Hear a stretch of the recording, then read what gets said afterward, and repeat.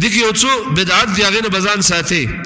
یو بدعت پکې دا چې دا کم ملګری بیانې دا دعوت تبلیغ والا ملګری بیانې قبله ته به مخکې باوداسه کې دا طریقه د الله د نبی نه نقل نه باوداسه کې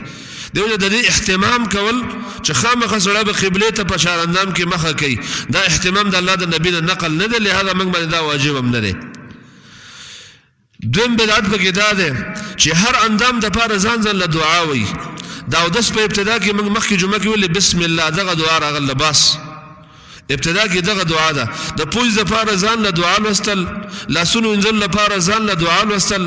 د مخ د پاره دعا وي دا بډاګان چې کله او د سونه کې تاسو خواته کېنی مخ باندې چې کله بډا او باچي اشهد ان لا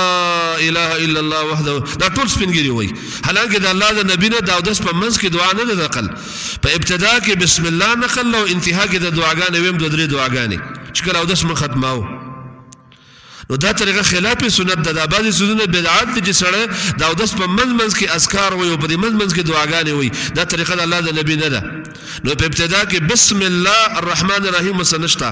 او په انتها کې دعاګانې راغلي هغه ته بیانوم ک الله ژوندۍ راکړه او په دې منځ کې د هر اندام دعا نشته دې منصورو کې لیکل چې خپې دي انزل ان انزلناه فی ليله القدر دا د خپې دي انزل ذکر ده زمونږ یو رشتہ دار زنانه و هغه ماته یو ځل داسې ویل چې ته ماته د خپو صورت راوښیه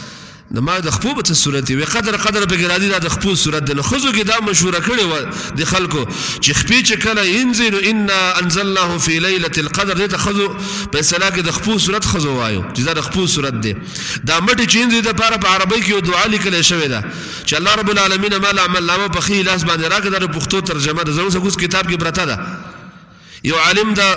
یمن کتاب لیکلی دی دا او دا سب بدعات جمع کړ دی بیا یو عالم په اردو کې ملک عبدالمنعم نوم دی هغه عالم زموږ سره کتاب کوز پروت د عبادات به بدعات په دې نوم باندې هر اندام سره ذکر دی کړی د هر اندام سره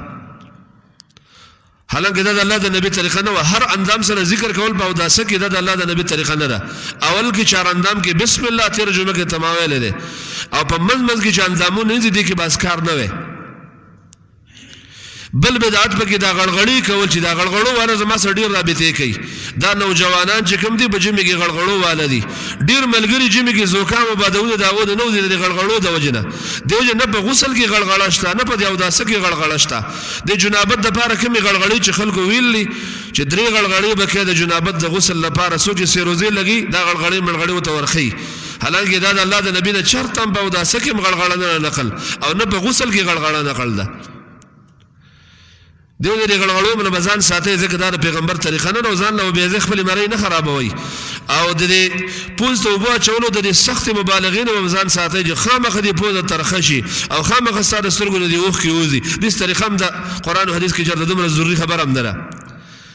او دی پوزه کې دنه غوتی وال چې کوم نظام د الله د نبی طریقه نه ده علماء دا به بدعاتو کې شمار الله بل پوزه به د درې زله وسوړي او سخت به وسوړي خاص کر چې د خوب نه کله پاسې دي د ګرمۍ د خوب نه یا د سحر د خوب نه پاسې دي نو پوزه بلګه درې زله وسوړي ځکه د الله نبی فرمایلی فإن شیطان یبیت علی خیشومه شیطان د سړی په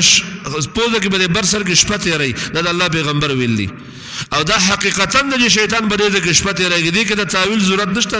د مجازي معنی ضرورت شته حقیقتا د الله پیغمبر ویلي شیطان د پوزې په اخر کې شپه تیریږي دا پوزه لګ درې زره په تیزی باندې وسوړه چې شیطان ته وروزي دا د الله نبی فرمایلی